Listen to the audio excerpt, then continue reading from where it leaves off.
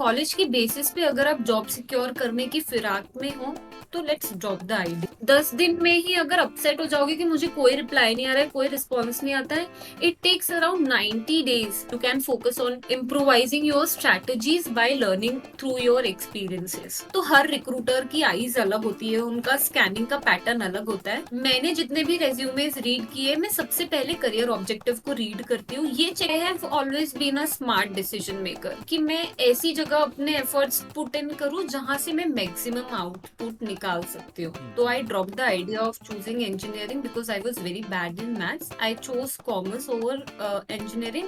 If at any point of time somebody is coming and asking you for a money कि मुझे आपको job लगाने के लिए you have to pay something, just block them. But to crack the interview and develop self confidence कि आपको at least 4-5 offers hands में आ जाए, उसके बाद आप नेगोशिएट कर पाओ, आपको थोड़ी सी बटरिंग सीखनी पड़ती है।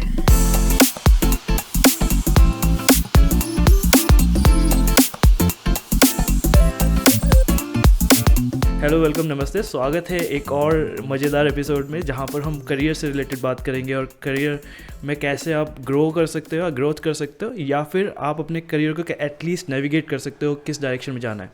तो उसी के रिगार्डिंग हमारे साथ हैं करियर विद अंजलि शुक्ला, जो कि करियर काउंसलिंग है और बहुत ही तगड़ा बैकग्राउंड लेके आती हैं एकेडमिक्स का।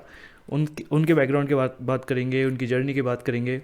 और मैं कल रिसर्च कर रहा था तो मैंने देखा आपके साथ NIMS जुड़ा हुआ है, नरसी मुंजी का ब्रांड जुड़ा हुआ है, तो वो भी बहुत ख़तरनाक जर्नी होगी। आप उसके बारे में बताना। और कैसा चल रहा है वहाँ? तो पुणे में शायद ठंड नहीं है जहाँ पर आप हो। अभी तो फिलहाल मैं पुणे में नहीं हूँ, मैं अपने होम टाउन में रह रही हूँ बिकॉज अभी I am not working any full time role पे, तो I am working from home. Okay, okay. और आपके आपके सामने ऐसा कोई सवाल आता है, या फिर जब आप पढ़ रहे थे कॉलेज में, तो ऐसा आता है कि ड्रीम जॉब करनी है, मेरे को ड्रीम जॉब करनी है? ड्रीम जॉब एज सच, पहले बेसिकली मैं एक्चुअली चार्टर्ड अकाउंटेंट मतलब सीए की पढ़ाई कर रही थी। बट देन तब मेरा ड्रीम यही था कि मैं सीए कंप्लीट कर लूंगी बिकॉज उस टाइम में बहुत हाइप होती थी। तो basically I am from commerce background और कॉमर्स के बच्चों के लिए सबसे पहला ऑप्शन सीए ही होता है। तो मैंने भी यही प्लान किया था कि मैं सीए करूंगी। बट देन फाउंडेशन तो मेरा निकल गया, मैंने सेल्फ स्टडी से ही फाउंडेशन निकाल लिया था जैसे तैसे। बट जब इंटरमीडिएट लेवल आया तो ऑलमोस्ट 6 या 7 महीने की पढ़ाई के बाद भी मेरा इनपुट उतना नहीं था एग्जाम में, and then I did not clear it. तो आई रियलाइज कि मैं शायद ये सेम एफर्ट्स और टाइम किसी और फील्ड में इनपुट अपना देती हूँ तो आई कुड परफॉर्म बेटर। तो मैंने चेंज करके फिर मैंने बैंकिंग के प्रिपरेशंस किया, तो मैंने बहुत सारे डाइवर्जन देखे। तो I had no dream in my dream role और dream job in my mind. But then I wanted to work in corporates, I wanted to gain that experience. तो यही था मेरा ड्रीम रोल। और दूसरा, मेरी सिस्टर ने भी M.Com करा है। सेम मैं देख रहा था आपकी जब बैकग्राउंड चल रहा था, मेरी सिस्टर का भी यही है, B.Com M.Com। फिर उनके पास एस्पिरेशन था कि उनको CS करना है, कंपनी सेक्रेटरी हम्म। करना है, क्योंकि CA के पास पता है हमें, CA का अलग ही स्ट्रगल है। और CS का थोड़ा कम भीड़ रहती है क्योंकि उसको थोड़ा वैसा मानते हैं, मतलब CA से जितना कम हाइप मिली हुई है उसको। पर है वो भी टफ, वो भी मैंने देखा है दीदी की क्या जर्नी है। तो फिर उसके अलावा उन्होंने B.Ed भी कर लिया था सेफ साइड के लिए कि चलो कुछ नहीं तो टीचिंग में चले जाएंगे। तो आपके पास भी ऐसे ही ऑप्शन होंगे। तो जब आप कॉलेज में निकल रहे थे या जा रहे थे, तो था कुछ? एज सच कोई भी गाइडेंस नहीं था। बस उस टाइम पे ऐसा होता था कि कोई ट्यूशन टीचर ने कुछ बता दिया, किसी सीनियर ने कुछ बता दिया। यूट्यूब इतना प्रिवेल्ड नहीं था उस टाइम पर, और आपको करियर के ऑप्शंस से रिलेटेड जैसे आपने बोला सीएस था, सीए हाँ। था, एमबीए था, है ना। अब न्यू एज करियर्स में जितने ऑप्शंस है, डिजिटल मार्केटिंग है, फ्रीलांसिंग है, कंसल्टिंग है, फाइनेंस का इतना ह्यूज वर्टिकल है। उस टाइम पे उतना नॉलेज नहीं था बिकॉज बेसिकली उसका रीजन ये भी है कि मैं एक टियर 3 सिटी या फिर टाउन से बिलोंग करती हूँ। यहाँ पर बहुत कम लोग ऐसे होते हैं जो बाहर शहरों में जाकर जॉब करते हैं। करते भी है तो वो वहीं पर सेटल हो जाते हैं। तो एज सच मेरा किसी से कांटेक्ट नहीं था कि मैं किसी से कनेक्ट कर पाऊँ या फिर मैं जान पाऊँ कि बाहर कैसे रोल्स होते हैं, कैसे जॉब्स होते हैं, आप उनको कैसे टारगेट कर सकते हैं। ट्रू। हमारे साथ, मैं मतलब हमारा भी एक टियर टीयर टू था। मुरादाबाद हम्म। उत्तर प्रदेश में एक मुरादाबाद करके शहर है, तो वहाँ से हम बिलोंग करते थे। वो हम लोगों के पास जो मतलब टीयर टू टीयर थ्री वालों के साथ क्या होता है ना कि उनको न्यूज़ थोड़ा लेट मिलती है कि क्या ट्रेंड में है, Yes. या फिर इंटरनेट से हाँ। जैसे इंटरनेट भी हमारे यहाँ जब हम लगवाने को या फिर सोच रहे थे कि इंटरनेट लगवा लें, तो उस टाइम पे बीएसएनएल ही हम्म। एक ऑप्शन था जो कि सब दे रहे थे कि बीएसएनएल का ब्रॉडबैंड लगवा लो। और बीएसएनएल का ब्रॉडबैंड और बंदर दोनों आपस में दुश्मन है, वो तार तोड़ देंगे तो आपका इंटरनेट बैठा रहेगा।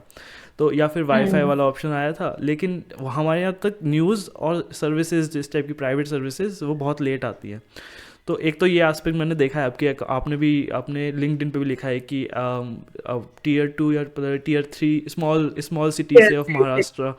तो कहाँ, पहले तो आप Right. बताओ कि आपके आसपास उस समय कैसा माहौल था, और फिर आपने एटलीस्ट जब आपने कॉमर्स की तरफ गए तो फिर आपको कब पता, हम्म। तो बताया आपने आप 11 आसपास 12 क्या क्या माहौल था, वो तो आपने बताया कि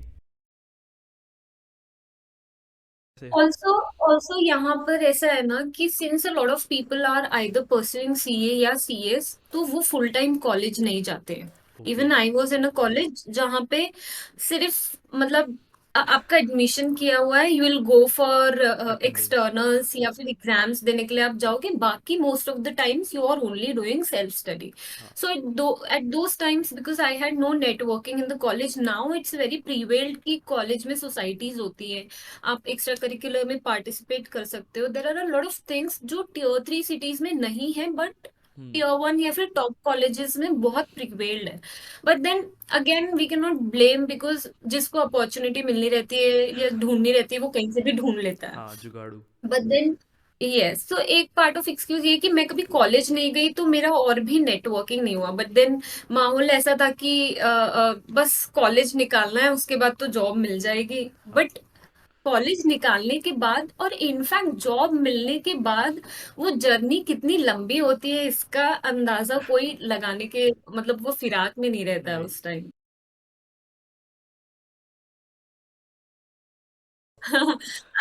I'm from Gondia. It's called to be the richest producer of rice in India. Okay. So it's a town near Nagpur, and we have a lot of rice mills. And छोटा सा टाउन है, but यहाँ पे festivals बहुत अच्छे होते हैं। मतलब कोविड के बाद ऐसा हुआ है कि व्हेन आई एम बैक, जब से वर्क फ्रॉम होम शुरू हुआ है, आई रियलाइज कि यहाँ पे चीजें बहुत कंफर्ट लेवल पे हम्म। मिल जाती है। तो it's a very pretty town, हाँ। छोटा सा है। बता रहे थे ना कि जैसे कॉलेज, जैसे टीयर थ्री या जैसे प्राइवेट कॉलेजेस में वो वाला सोसाइटी वाला कल्चर होता है कॉलेजेस में। जैसे मैंने हम्म। बीटेक करी है, तो बीटेक में अलग अलग मतलब कॉलेज बीटेक कॉलेजेस में अलग अलग सोसाइटीज़ रहती हैं कि सीएसआईटी सोसाइटी, मतलब उनकी उनके इवेंट हो रहे हैं। तो वो तो पहले मुझे भी ये लगता था कि यार क्या करना है ऐसे इवेंट में जाके।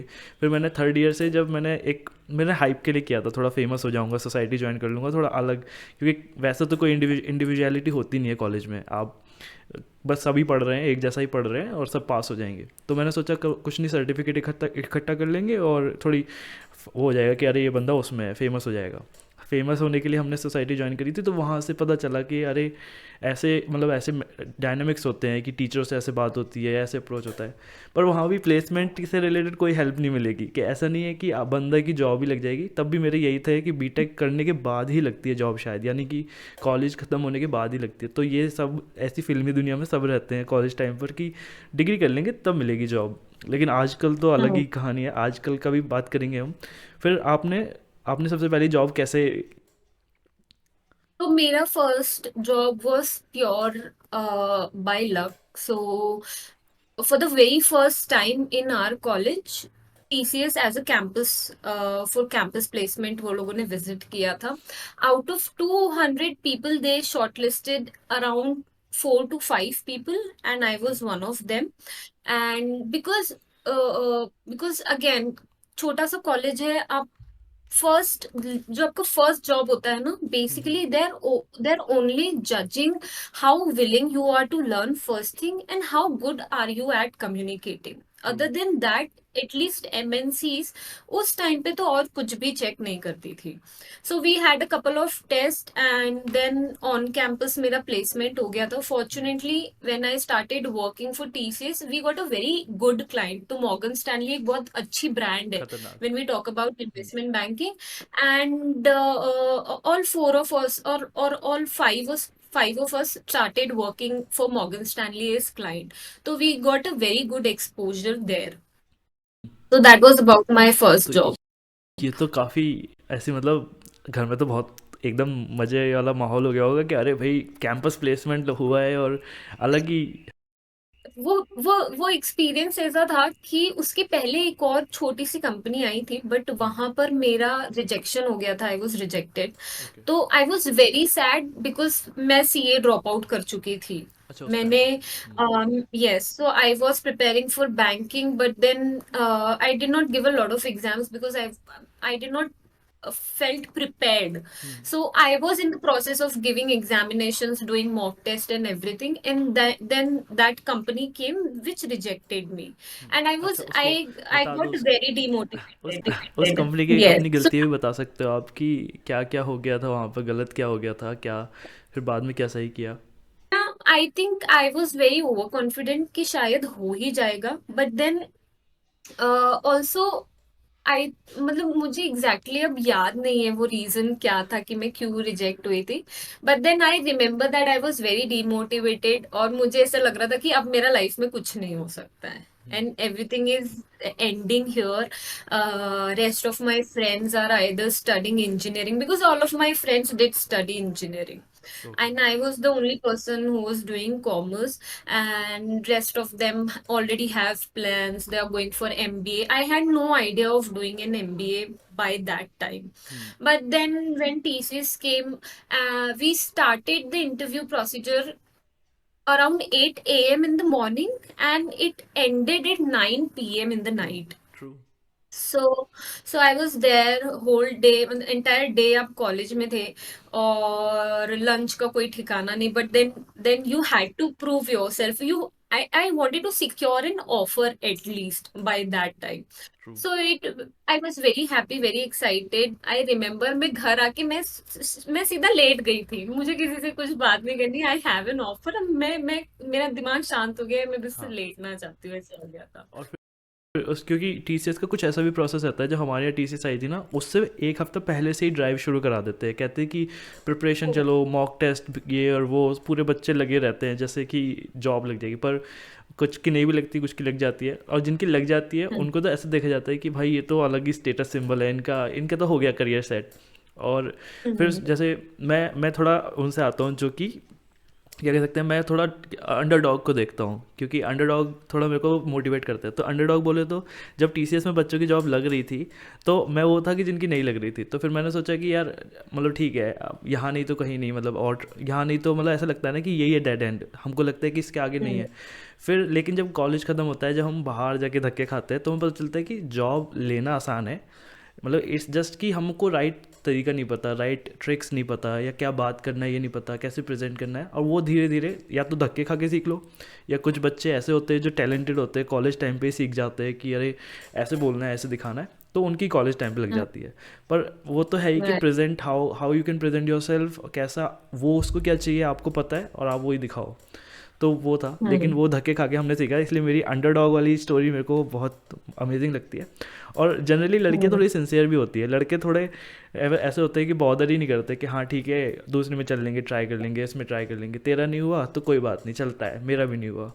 तो वैसा बस लड़कियां सीरियस ले जाती है कि अरे ये तो एक उस पर ले जाती हैं सेल्फ पे कि अरे मेरे को तो प्रूव करना था वैसा। और जाहिर सी हम्म. बात है क्योंकि वो अलग अलग चैलेंजेस को लेके फेस कर रही है, तो वैसा। Right. बाकी मुझे जैसा पता है, वैशाली मैम से बात करी है मैंने, तो आपके घर में तो ऐसा कोई प्रेशर वाला माहौल है नहीं, मतलब है भी नहीं, और फादर और मदर की तरफ से भी ऐसा चिल है, क्योंकि अगर वो वैशाली मैम बता रही थी कि चिल पेरेंट्स हैं हमारे काफ़ी, कोई इशू नहीं है, तो आपको हम्म. घर की तरफ से प्रेशर तो था नहीं। घर की तरफ से प्रेशर को कुछ भी नहीं था एक्चुअली. कोई प्रेशर नहीं था. और एंड डेफिनेटली बहुत चिल है वो लोग. बट दिमाग में ऐसा कभी नहीं आया कि चलो यार पेरेंट्स तो चिल है तो मतलब we we have seen our parents struggling. So my right. mom took some extra works to get some money. My father was working rigorously. So we wanted to make their efforts fruitful in the true. long run. So that was always there in the back of the mind that you cannot waste your time. Like में हमारे दिमाग में ऐसा कभी नहीं था कि चलो ठीक है नहीं लग रहा है तो क्या है, कभी ना कभी तो लग जाएगा, कहीं ना कहीं तो सेट हो जाएगा, किसी ना किसी दिन शादी हो जाएगी. It was never the mindset. तो we kept working on things. They were very chill. कभी ऐसा नहीं बोला कि तुम लोग बुक्स निकालो पढ़ो, अभी पढ़ो, होमवर्क करो. करना है करो, नहीं करना है मत करो, डांट पड़ेगी तुमको, स्कूल में बेइज्जती तुम्हारी होगी, होमवर्क नहीं करके जाओगे, यू टैकल इट. ट्रू। ऐसा वैशाली मैम ने भी अपना वो बताया था, एक केस बताया था कि वो प्रिपेयर कर रहे थे, शायद एमबीए के लिए प्रिपेयर कर रहे थे, और फिर बीच में उन्होंने बोला मेरे को मन नहीं कर रहा, मतलब मेरे को अच्छा नहीं लग रहा, मैं तो उन्होंने ड्रॉप कर दिया। तो फिर उन बोले कि ठीक है तो मैं नहीं करना मत करो। तो ऐसा ऐसा आपके साथ भी हुआ था कुछ, या तो आप तो परस्यू कर। नहीं, ऐसा हुआ कि 10th होने के बाद पापा का ऐसा मन था कि मैं इंजीनियरिंग करूं. बिकॉज इंजीनियरिंग 10th के बाद सबसे ज्यादा प्रिवेलिंग था कि हाँ। चलो कुछ नहीं है तो इंजीनियरिंग करेगा, अगर कॉमर्स में गया तो सीएस करेगा. तो पापा का ऐसा मन था कि मैं इंजीनियरिंग करूं, but I was very weak in maths, very very bad in maths. So I was so bad that even मैं अपनी 7th स्टैंडर्ड की ट्यूशन में भी मैंने थप्पड़ खाए हैं टीचर से. ठीक इतनी है। बड़ी होती थी कि मेरे को एक्स की value was a phobia for me. Okay. And so 11th 12th में I still tried to take maths. मैंने 12th स्टैंडर्ड में ऑलमोस्ट बोर्ड्स के 2 महीने पहले मैथ्स ड्रॉप आउट कर दिया. मैंने बोला मुझसे नहीं होगा. ट्यूशंस जाने के बाद भी डेरिवेटिव्स इंटीग्रेशन मुझे बिल्कुल नहीं आता था. मैंने छोड़ दिया मैथ्स और मैंने लास्ट मोमेंट पे एसपी, एक सेक्रेटेरियल प्रैक्टिस सब्जेक्ट होता था, मैंने बोर्ड से चेंज करवाया and I scored pretty well in that because वो थ्योरेटिकल था. उस टाइम पे मुझे ये रियलाइजेशन नहीं था, और ये बहुत सारे लोगों को रियलाइजेशन नहीं होता है. नाउ दैट मैंने करियर काउंसलिंग सीखी है, मैंने साइकोलॉजी के बारे में पढ़ा है, I can understand that people and students and even parents should focus a lot on understanding कि उनको, उनके चाइल्ड को थ्योरी पढ़ने में मजा आ रहा है या प्रैक्टिकल पढ़ने में मजा आ रहा ट्रू। है. ट्रू। क्योंकि इससे आपका एनालिटिकल माइंडसेट अच्छा है या फिर आपका क्रिएटिव माइंडसेट अच्छा है, इसकी बहुत क्लैरिटी मिलती है. True. See, I am not saying कि आप इसके बेसिस पे कोई डिसीजन ले सकते हो इमीडिएट, बट ऐसा होता है कि you know the scope of improvement, कि अगर आपका थ्योरी ज्यादा अच्छा है तो आप एनालिसिस पे काम कर सकते हो, एनालिसिस ज्यादा अच्छा है तो आप थ्योरी पे काम कर सकते हो. सो मैंने बहुत से पेरेंट्स को, बहुत से स्टूडेंट्स जो ऑलमोस्ट 11th 12th में भी अभी है या फिर स्कूल में भी है, मैंने उनको बहुत ये चीजों पे फोकस करने के लिए बोला है कि आप अंडरस्टैंड करने की कोशिश करो कि आपके एटलीस्ट 3 to 4 फेवरेट सब्जेक्ट्स कौन से हैं, आप सबसे अच्छा किस में परफॉर्म करते हो, उस पे आप कंटिन्यूअसली काम करते रहो. बिकॉज इनफैक्ट स्कूल लेवल पे भी अगर आप अपने 3 या 4 सब्जेक्ट स्ट्रेंथन कर लेते हो तो आप उसके बेसिस पे अपना करियर बना सकते हो. हाँ। हम प्रूफ नहीं कर पाते ना लोगों को, क्योंकि ऐसा होता Right. है, मतलब बहुत लोगों के साथ होता है कि मेरे साथ भी हुआ था कि थ्योरी में नंबर आ जाते थे, सोचना नहीं पड़ता था थ्योरेटिकल सब्जेक्ट्स में। इंग्लिश ले लो, साइंस में भी जो थ्योरी वाले चैप्टर्स होते हैं, फिजिक्स में जो थ्योरी वाले चैप्टर हैं, और जब जब न्यूमेरिकल की बात आती है, काइनेटिक एनर्जी, ये कैलकुलेट वो कैलकुलेट, या मैथ में भी जब प्रूफ करना होता है, मैथ में भी दो तरह के क्वेश्चंस होते हैं, एक तो प्रूफ करने वाले जहाँ थ्योरम वगैरह, एक ऐसा होता है कि हाँ सॉल्व करना होता है। तो सॉल्व वालों में तो आपको सब इमेजिनरी है, खुद सॉल्व करना है सब कुछ, तो वहाँ तो नहीं होता था, और जहाँ थ्योरी आ जाती थी वहाँ लगता था कि पास हो जाएंगे। तो उस चीज़ के बेसिस पे भी अगर हम ये जज कर सकते हैं या ये एक्चुअली प्रैक्टिकली प्रूव कर सकते हैं कि देखो मेरा थ्योरेटिकली अलाइंड है, मैं कंसेप्ट वाइज एनालिटिकल वाइज सोच सकता हूँ चीज़ों को, तो हाँ फिर पेरेंट को भी या उसको भी इसी डायरेक्शन में कोर्सेज या हायर स्टडीज़ सोचनी चाहिए। पर हम लोग तो क्या है, हम सोचते हैं कि मुझ में ही कमी है, हम मैथ नहीं कर पा रहे, शायद मैं समझ नहीं रहा, मेरे दिमाग में प्रॉब्लम है इसलिए मेरे को मैथ समझ नहीं आ रही, सबको आ रही है, वैसा होता है। लेकिन फिर आपने एमबीए के लिए कैसे किया, और फिर जैसे ये हो गया, ये सीन हो गया कि बिल्कुल मैथ की जगह आपने दूसरा सब्जेक्ट लिया था, आप बता रहे थे। हाँ, मैंने कॉमर्स लिया था 11th ओके। 12th में, हाँ और फिर। एसपी सब्जेक्ट लिया था मैथ्स के ओके। जगह, तो फिर वहाँ रिप्लेस बाय मैथ्स. टेंथ में आपने साइंस की जगह कॉमर्स को सेलेक्ट किया बाय योर विल, ऐसा मतलब बाय योर चॉइस, ऐसा यस, नहीं कि मतलब यस। पेरेंट्स ने बोला ठीक है या फिर मान गए इजीली? नहीं, तो वही था कि इंजीनियरिंग के लिए मुझे बोला, but then when I was sure कि मैं मैथ्स में परफॉर्म नहीं करती हूँ, तो again I I have always been a smart decision maker. मैं ऐसा सोचती हूँ कि मैं ऐसी जगह अपने एफर्ट्स पुट इन करूँ जहां से मैं मैक्सिमम आउटपुट निकाल सकती हूँ। तो I drop the idea of choosing engineering because I was very bad in maths. I chose commerce over engineering, and then I opted for CA. So that was again something very analytical, because but I had no idea that the amount of accounts or maths or stats will be involved in the subject. True. So it was, then I did prepare and perform good in laws, compliance से related जो भी subjects थे उसमें मेरा preparation अच्छा होता था. But then I opted for CA, dropped out. However, वहां पे मैंने कॉम्पिटिटिव एग्जाम्स के जितना भी नॉलेज गेन किया है वो मुझे मेरे इंटरव्यूज पे काम आए हैं। ट्रू। बिकॉज हाँ, तो एंट्रेंस के टाइम पे एप्टीट्यूड कॉन्स जो भी क्वेश्चंस या जो भी मैंने प्रैक्टिस किया है वो इंटरव्यू के टाइम पे काम आया, and I was able to crack the interview. So I believe कि मैंने जो भी किया है या फिर जो भी डिसीजन मैंने लिया है, it never went on vain. I pursued commerce for 3 years, मतलब मैंने बीकॉम की डिग्री लिया, along with that I was reading for banking and everything. I got placed, and then after working for 1.5 years I realized that I still want to do some, कुछ और मुझे करना है, मुझे सिर्फ ग्रेजुएट नहीं रहना है। True. So I started reading a lot of job descriptions, मैं थोड़ी बहुत रिसर्च करने लग गई। तो I realise that MBA as a degree opens a lot of door for you and also gives you a boost in your salary. Definitely. So I opted for MBA, but I was working full time. So doing a full time MBA or going for an IIM, I never dreamed of that. So I opted for a correspondence MBA. तो मैंने distance education pursue किया, but I made sure that even if I'm doing with the brand. True या। Yeah, so that should make an impact in my resume. मुझे I was okay to spend 20,000 more to get a name of brand in my resume, and वो तो बहुत बहुत easy going सा मेरा MBA हुआ है। तो वो आपके लिए इजी लग रहा जो है। भी, हाँ। हाँ, तो जो भी मेरा एक्सपीरियंस है वो ऑन जॉब से ही है, बुकिश नॉलेज थोड़ा बहुत है, but then on job experience में जो आपको रियलाइजेशन और एक्सपीरियंस मिलता है वो कहीं पे भी पॉसिबल नहीं ट्रू। है। और दूसरा मैं ये भी कहना चाहता हूँ कि आप जैसे आपने बोला कि हाँ वहाँ थे हम, कि आपने बोला कि स्ट्रगल्स, और जनरली लाइफ में ना जब भी लोग सीखते हैं जब उनको स्ट्रगल्स आते हैं या फिर जब उनको जो चाहिए होता है उसके अपोजिट जाकर कुछ करना होता है या फिर वो नहीं मिल रहा होता है। तो ऐसा नहीं है कि जैसे मैंने भी बहुत सारे जॉब ढूंढने के बाद फिर फाइनली एक एक सही जॉब मिली जिसमें बहुत कुछ सीखा। I came from electronics instrumentation background, पर मैं आज CSIT की जॉब कर रहा हूँ। तो हम्म। इट्स नॉट कि मैं अगर ये सोचता कि मैं CSIT की जॉब कर ही नहीं सकता और मैं अप्लाई ही नहीं करता उस जॉब के लिए, तो मुझे मैं जिस स्टेट पे होता ही नहीं।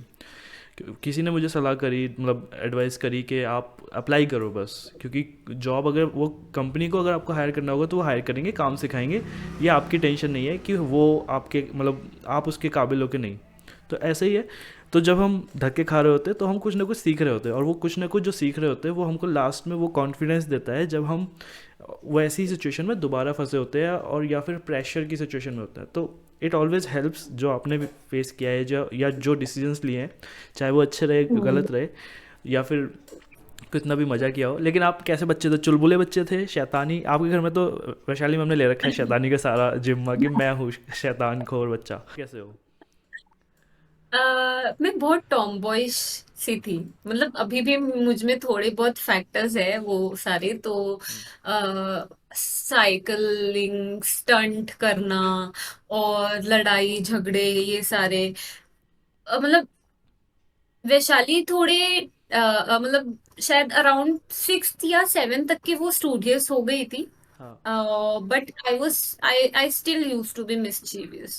प्ले अलॉट, डू स्टंट्स, और सारे सारे कंचे भौरे सब सब टाइप के गेम्स हम लोगों ने खेले हैं। वो वो बता रही थी, वैशाली में बता रही थी कि उन्होंने क्लास में सबको टीचर से क्वेश्चंस पूछने, और मतलब बहुत क्यूरियस थी वो, बहुत परेशान करते थे वो टीचर को। तो आप भी ऐसे करते थे? हम्म।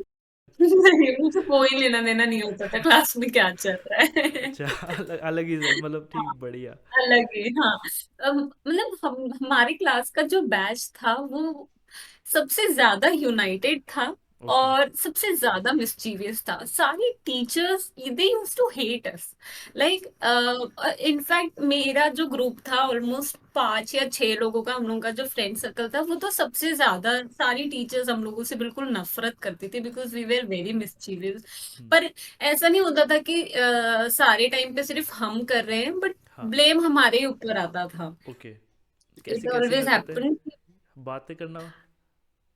कहाँ कमेंट्स करना, टीचर्स को बातें करना, कभी कोशिश करना कि पीरियड बंक कर ले। हम लोग का स्कूल बहुत स्ट्रिक्ट था, बट देन 10th स्टैंडर्ड में आते तक के हम लोगों को वो एक क्यूरियोसिटी हो गई थी कि क्लास बंक करने की फीलिंग फीलिंग क्या कैसी आती है, होती है हाँ। वो जानना है। हाँ, तो वो हम क्लास में पहले ही थे जिन्होंने बंक किया, हाँ। तो वही था। बाकी तो और कुछ अनोखी फीलिंग नहीं है? ऐसा नहीं लगता कि लाइफ चेंज हो जाती है बंक करने के बाद? वहाँ पे भी खड़े होके बंक करके भी यही यही फील कर रहे होते हैं कि यार यार अब कब जाना है क्लास में। यही क्वेश्चन चल रहा हाँ, होता है। हाँ, तो बस वो हाँ। एक कुछ करने की होती है ना कि यार ट्राई करके देखते हैं। तो बढ़िया।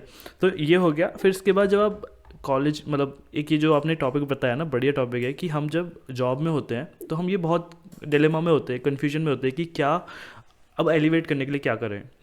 यानी अब हम्म। जो करंट मनी फाइनेंशियल स्टेटस है, करंट पोजीशन स्टेटस है, उसको एलिवेट करने के लिए क्या करें। तो वहाँ पर हमारे पास यही ऑप्शंस होते हैं जो आपके सामने थे, कि प्राइवेट एमबीए कर लें, या फिर हम ड्रॉप करके एमबीए कर लें, और या हम्म। फिर एक इग्नू टाइप या जो डिस्टेंस लर्निंग सिर्फ 50-60 हज़ार रुपये में आराम से एमबीए हो जाती है, डिग्री के नाम पे डिग्री कर लें, ब्रांड छोड़ देते हैं क्योंकि ब्रांड का तो ब्रांड है तो पैसे भी वो ज़्यादा ही लेगा, जैसे आईआईएम हो गया, नरसिंह मुंजी, हम्म। और भी बहुत सारे कॉलेज। तो वहाँ पर आपने कैसे फाइनलाइज किया था कि क्योंकि कॉलेज पास का था, मतलब आसपास देखा हुआ है या ब्रांड था, तो ऐसे कोई बंदा कैसे सेलेक्ट करे अच्छे कॉलेज किसी हायर डिग्री के लिए, रिगार्डलेस कि वो एमबीए हो या कुछ भी हो सकता है, तो वैसे। तो सबसे पहले तो अगर पॉसिबल है तो कॉलेज की जो भी वेबसाइट है उसमें एक बैकग्राउंड रिसर्च और फैकल्टी के बारे में कर सकते हैं कि उन्हें कितने साल का एक्सपीरियंस है। And second thing that is very important, very very important, is checking their placement reports hmm. कि इसके पहले जिन बच्चों का प्लेसमेंट हुआ है उन लोगों ने कैसे कंपनीज में अपना प्लेसमेंट सिक्योर किया है। And third thing, if you want to go out of the box, try to connect with the alumnis. अभी लिंक्डइन बहुत अच्छा प्लेटफॉर्म है where you can connect with all the people who previously used to study in the colleges that you are studying at the moment. You can connect with them, get in touch with them. at least आप 10 लोगों के या 10 college के alumni से भी बात कर लोगे तो आपको क्लैरिटी मिल जाएगी कि कॉलेज में पढ़ाई कैसी हो रही है, कौन सा सिलेबस सबसे अच्छे से आपको पढ़ाई कराई जाती है, प्लेसमेंट का प्रिपरेशंस कैसा होता है, सपोर्ट कैसा होता है। तो that's there, connecting with alumnis and reading the placement reports, very important. तो अगर प्लेसमेंट की बात करें तो वो तो देखो अच्छा लिखेंगे ही, मतलब ये तो सच है कि वो तो झूठ लिखे, मतलब वो तो बोल के ही चलेंगे कि हमारा तो टॉप ब्रांड इतने इतने लाख का, फलाना लाख का पैकेज मिलता है हमारे यहाँ। तो उसको तो मैं ऐसे कर देता हूँ कि वो तो एडवर्टाइजमेंट है, उसको तो छोड़ दो। अब दूसरा आता है कि उनके साथ कनेक्ट कर लो लिंक्डइन पे, जो थोड़ा इफेक्टिव मुझे लगा है। लेकिन उनके साथ कनेक्ट करने में भी वो अलग से अंदर से फीलिंग आती है कि हम चेप क्यों हो रहे हैं फालतू में किसी भी अननोन के साथ, सिर्फ ये पूछने के लिए कि भैया आपके यहाँ का कॉलेज सही है, आपने सही, तो वो जनरली उसका पैसा वेस्ट हुआ है। वेस्ट नहीं, मतलब उसका पैसा लगा है डिग्री में, तो वो झूठ थोड़ी बोलेगा, मतलब वो झूठ ही, मतलब वो ये बोलेगा ही नहीं कि मेरा तो भैया ठीक है बेकार कॉलेज था, या वो मतलब आप समझ रहे हो ना। अगर मैं 10 बंदों से बात करूँ तो हो सकता है 2-3 बंदे ही जेन्युइन बताएं, और बाकी सब ऐसे बोलेंगे कि हाँ, अच्छा कॉलेज है, गो फॉर इट। तो देखो ये ना अप्रोच मेरी भी टाइम के साथ चेंज हुई है अबाउट आस्किंग क्वेश्चंस। हाँ। तो at the start, at the beginning हमको ऐसा लग सकता है कि यार मैं क्यों पूछूं, मैं कहीं और से पता कर लूंगा, मैं किसी वेबसाइट्स में चेक कर लूं। बट देन आपको वन ऑन वन मेंटरशिप जब मिलती है ना, at that point you are in a position to make better decisions, because किसी ऐसे के साथ रेप्लिकेट कर सकते हो अपना खुद का प्रोफाइल, और ऐसी अपस्किलिंग कर सकते हो that you at some point of time can stand beside that person. So ठीक है, ये मैं मानती हूँ कि प्लेसमेंट रिपोर्ट्स हो सकती है कि थोड़ी सी मिसलीडिंग हो, but then there is again a catch कि वहां पे फोटोज होती है जिन लोगों ने प्लेसमेंट लिया है, तो जिन अगर उनकी फोटोज है, नाम दिया है, तो you can just try to connect with them on LinkedIn and try to see. बहुत बार ऐसा होता है ना कि रिप्लाई नहीं करते हैं, they will never reply even, they will keep you on red on हाँ। सीन, बट देन आप अगर वो नहीं रिप्लाई कर रहे हैं तो आप किसी और से कनेक्ट करो। So that's why I said ना कि आप 10 को अपना एक काउंट रखो कि मुझे 10 लोगों को कनेक्शन रिक्वेस्ट भेजनी है, I have to get feedback now also. If you think या फिर इफ एनीबडी फील्स कि I am going to ask, I might not, I don't want to sound silly, hmm. so before you plan of about asking a question, make notes on what kind of questions you want to ask, so that even the person who is going to guide you can resonate कि चलो ये actually interested है कुछ जानने में, ये कहीं से भी कुछ भी उठ के नहीं आया है, इसने अपनी बैकग्राउंड रिसर्च किया है, उसके बाद ही मुझसे कुछ पूछने आया है। तो ऐसा नहीं है कि सीधे उसको हाय कॉलेज कैसा था आपका ये मत पूछो उसको बोलो कि हाँ, थोड़ा सा एक पर्सनलाइज कनेक्शन बनाने की उसको कोशिश कर रहा हूँ। उसको हो सकता है कि उसको अप्रिशिएट करो कि अरे आपने वहाँ से किया है, मैं भी सोच रहा हूँ, आपका आपका बायो मुझे बहुत अच्छा लगा, इंप्रेसिव लगा, क्यों नहीं आप मुझे गाइड करो, मुझे एडवाइस दो कि क्या ये कॉलेज सही है, या कॉलेज की वजह से ही मुझे करियर में ग्रोथ मिलेगी या कुछ और करना चाहिए। वहाँ से might be opening multiple paths कि आप डिग्री ना करो। Yes, this is a harsh truth. Even people who are working in top colleges like IIM, SRCC, Delhi University, आप किसी भी टॉप कॉलेज में पढ़ रहे हो, कॉलेज की बेसिस पे अगर आप जॉब सिक्योर करने की फिराक में हो, तो let's drop the idea, because it is never happening that your college will get you an offer letter. It's you who has to work on it, true. and that too continuously. Even people from Delhi University do not get a job immediately. They have to work on basic things like resume, polishing their communication skills, learning some basic skills that are required by job industries. तो इन सब चीजों पे तो आपको focus करना ही करना है। True.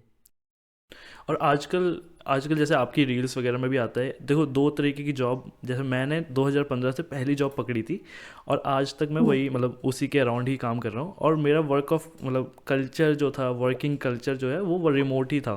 तो मैं 2015 से मैं रिमोट वर्किंग जॉब में हूँ, और आज भी मैं वर्क फ्रॉम होम कर रहा हूँ, टचवुड, मतलब भगवान का आशीर्वाद है।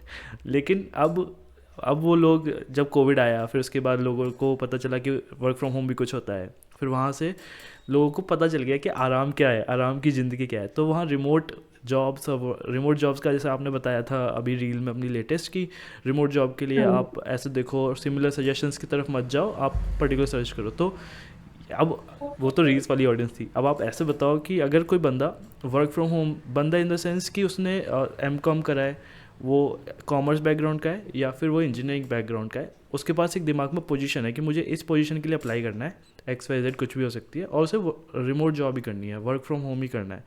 अब उसमें मैंने जो फेस किया है वहाँ पर स्कैम भी चलते हैं रिमोट जॉब को लेकर, कि वो आपको बोलेंगे कि हम जॉब दिलवा देंगे, आपको पैसे देने होंगे, या फिर इंटरव्यूज़ लेते रहते हैं, फिर बोलते हैं कि आप ये मतलब आप सही कैंडिडेट नहीं हो वगैरह वगैरह।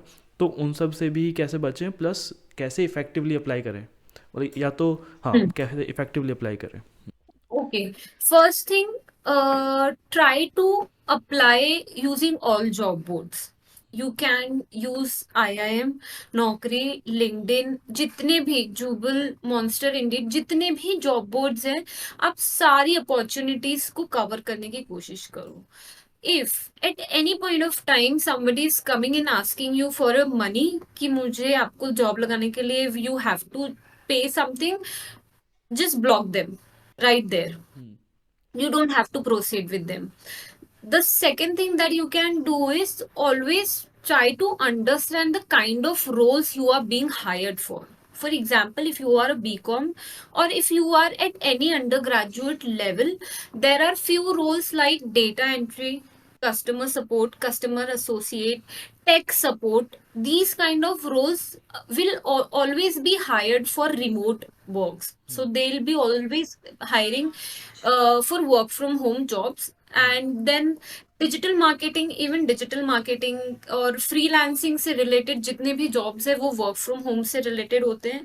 तो you can, before hunting for the job, do a background research of the industry कि किस टाइप के रोल्स के लिए हायरिंग होती है, मैं कौन से जॉब के लिए फिट रहूंगी या रहूंगा, मुझे कौन से रोल के लिए ऐसे लगता है कि that I already have some basic skills, I just need to polish them, and make a list of at least 10 to 15 target roles and target companies and start applying.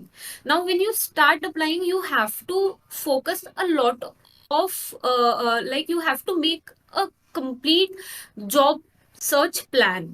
For example, you can either maintain a notebook or you can maintain an Excel sheet where you can name or you can just note things down कि मैंने ये company में apply कर लिया है, मुझे यहाँ से कोई रिस्पॉन्स नहीं लिया मिला है, and then I have to connect with at least 5 people from this company and ask them for references, because 80% of the time references work in such, like it works like magic. शायद job application और advertisement से उतना work नहीं करता है जितना reference can work. That's there. So you have to make a good strategy. Number one is creating your resume and reading the job descriptions entirely, being prepared for the interview. What happens, कई बार ऐसा होता है कि हमने apply करना शुरू किया है, बाय लक आपको नेक्स्ट डे कॉल आ गया, बट आपने कॉल उठाया, आप इंटरव्यू में उन्होंने स्क्रीनिंग से रिलेटेड भी, रिक्रूटर ने जो भी कुछ पूछा, you were not able to answer कि why are you interested in this job. अरे मुझे तो याद ही नहीं कौन सा जॉब था, मैं तो हाँ. बस ऐसे ही अप्लाई कर दिया. ये होता है. तो ट्रू. आपकी एक अपॉर्चुनिटी वहां चली, हम्म. है ना. तो being over prepared is something that even I have learned from my sister. So even when I started looking for job and planning for career, she always told me to be over prepared, because knowledge और learning और experience कभी भी waste नहीं होता है. आप कहीं ना कहीं उसको अप्लाई कर पाते हो. तो focus on preparing good strategies and being consistent on the plan. आप 10 दिन में ही अगर अपसेट हो जाओगे कि मुझे कोई रिप्लाई नहीं आ रहा है, कोई रिस्पॉन्स नहीं आता है, it takes around 90 days to get a reply and to get multiple offers together. Okay. And within these 90 days, you can focus on polishing and improving your job search plans. True. You can focus on improvising your strategies by learning through your experiences. इसमें दो question निकल के आते हैं. पहला, आपने देखा होगा नौकरी.com, लिंक्डइन और भी बहुत सारी वेबसाइट हैं, जैसे हायर, क्या बिग शिफ्ट करके है, और भी बहुत सारी हैं जो खुल गए हैं. उनमें वो अपना प्रीमियम भी देते हैं. नौकरी.com अपना प्रीमियम बोलता है, ऐसे ही लिंक्डइन भी बोलता है. तो क्या उनका प्रीमियम लेने से फ़ायदा पड़ता है कि प्रीमियम हम सब्सक्रिप्शन लेते हैं तो आसानी से हमारा रिज्यूमे आगे पहुंच जाता है, सेलेक्ट हो जाते हैं? मुझे 2 प्रीमियम प्लान्स के बारे में पता है. Number one is Naukri. So it's just that your profile start looking on the top. Okay. कि फॉर एग्जाम्पल, जैसे I have worked as a recruiter also, तो we use graduation. For example, I am looking out for someone who has extensive use in micro, who has extensively use Microsoft Excel. So I'll just put Microsoft Excel. I'll put filter of BCom and probably specific university if I'm targeting any specific university or location, and I'll search for candidates.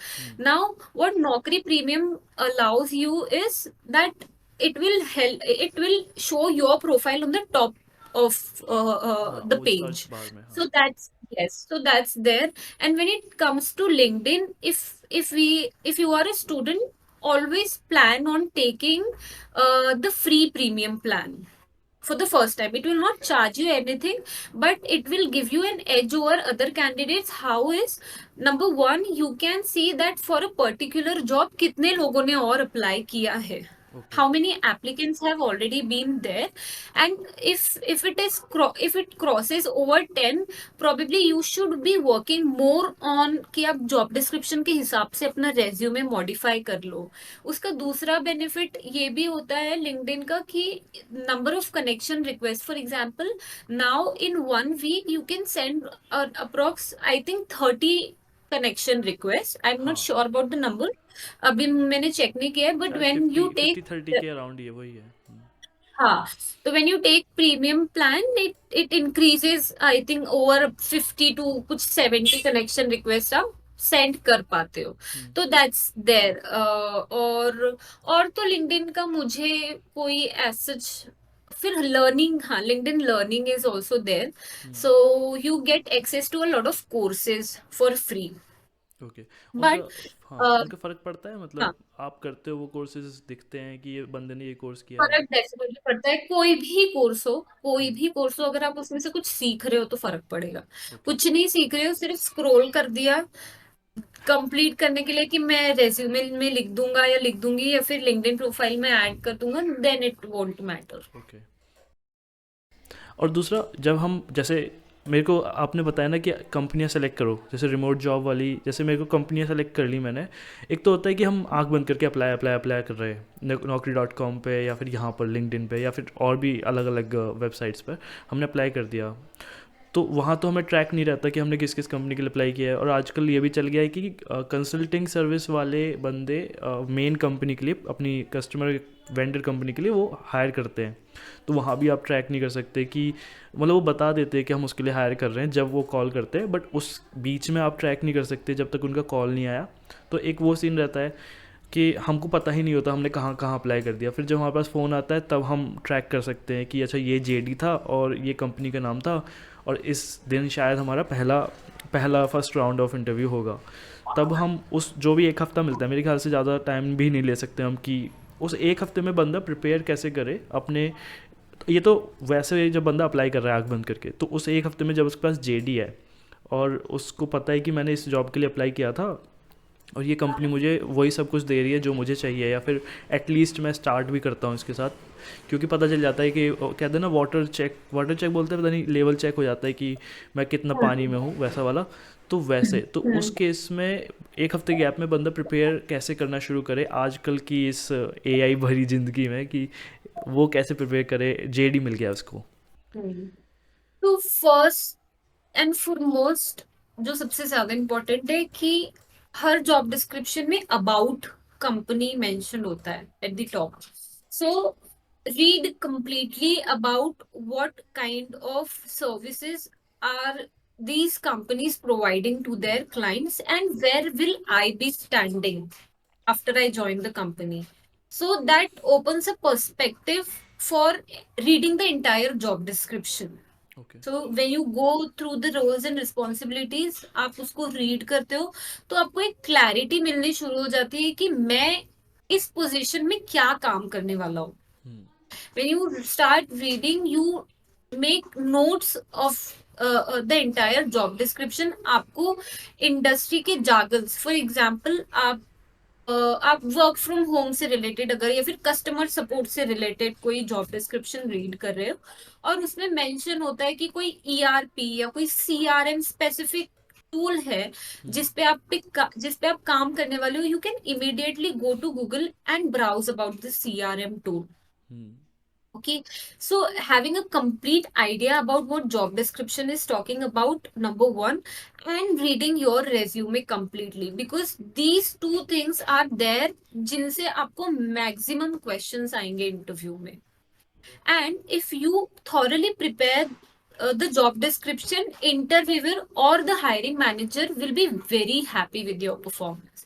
They are very happy to see people who have already done the due diligence of the company, how company works, what functions it is working for, what kind of services it is providing, what kind of clients do they have, and long run में उनका क्या vision है company का.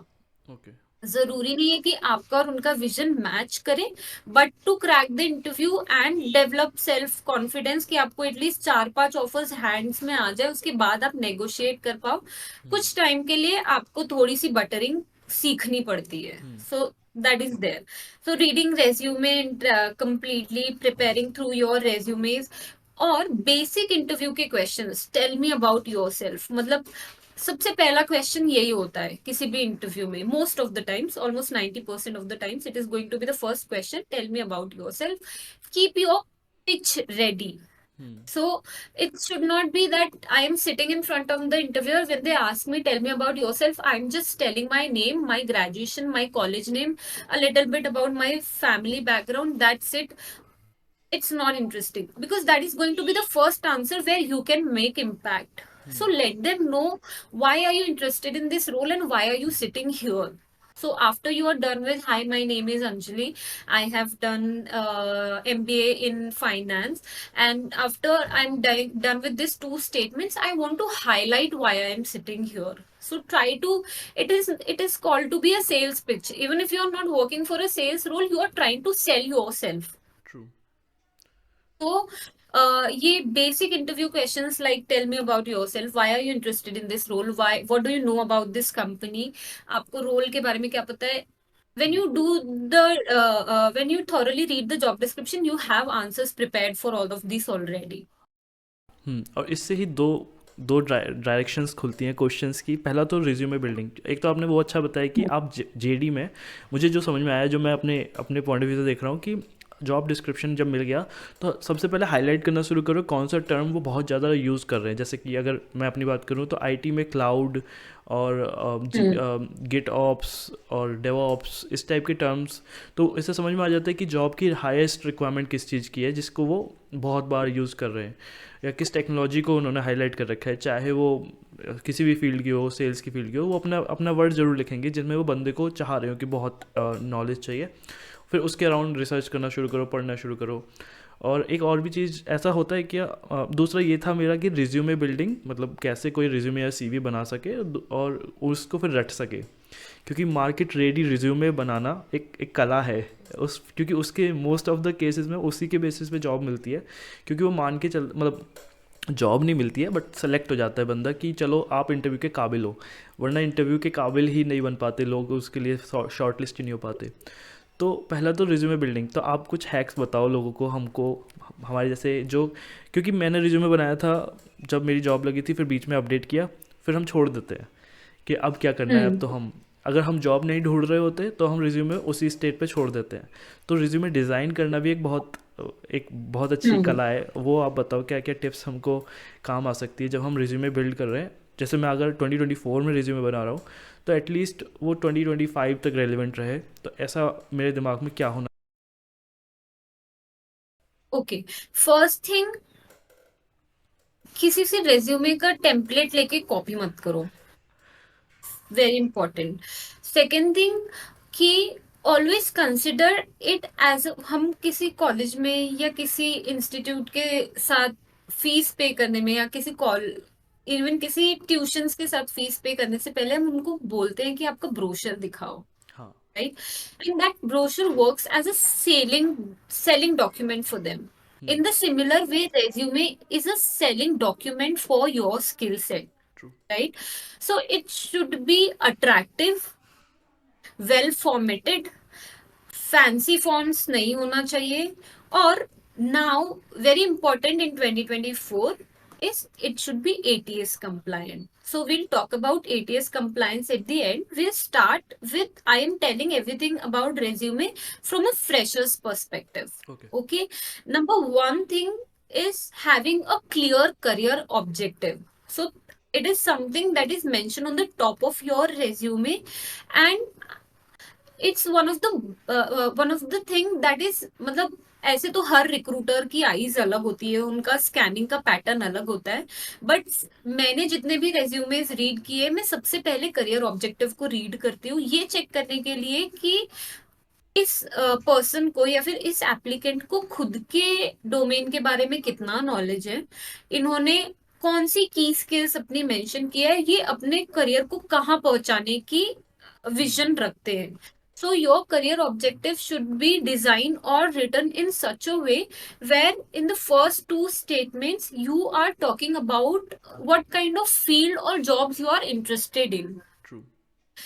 second or third statement, in the next statement you should be mentioning about the key skills. For example, if I'm talking about a customer support role, I should be mentioning effective communication skills to be my key skill in the second or third statement. And in the last statement, I should be talking about my goals. Where do I want to reach after joining this job? Hmm. So suppose if I join today working as a customer support associate or anything, after 2 years, where do I look at myself? So probably I can highlight that I want to grab a promotion, I want to work in a mid senior level or senior level, according to that. The second thing that comes is, अभी Canva में ना बहुत fancy resume के tools आ जाते हैं. Right. Even in fact if you are using other tools that provide you resume templates, a lot of time they are not ATS compliant. So always pick a either you can pick a Word document simply Hmm. and create your resume in that. Now, I also suggest that if you are in touch with your seniors and if you were able to find mentors, or if you were able to find people who are already working at their resumes. So that's not immediately possible if you are not making any connections on LinkedIn, but if you get it, it becomes easy for you to refer those resumes. Right. Now, other thing is that when you mention about your education space, so if you feel that you haven't scored anywhere more than 50% or 60%, do not include marks. Okay. If you were able to score a good CGPA, you can mention about your marks and everything. If not, just mentioning about the education is fine in a tabular form. Hmm. Now, your resume should also have a little bit of information about extracurriculars that you have done. So, being participating in the college societies is there. Hmm. But if you are from a college that does not have any society, probably you can mention some participations that you might have done in either कोई debate competition में आपने ले लिया, कोई Olympiad, maths Olympiad, science Olympiad, जो भी आपका participation रहा है, आपने कॉलेज के एनुअल फंक्शन में या फिर इवन स्कूल के एनुअल फंक्शन में कैसे सपोर्ट किया है, you should be mentioning that because that highlights your collaborative skills. Hmm. True. Recruiters nowadays focus a lot on soft skills more than technical skills, because that are technical skills एक ऐसी skill होती है that can be learned with time, but Okay. soft skills तभी develop होती है जब बंदा खुद में development का vision रखता है या रखती है. So that's there. Then taking up necessary projects.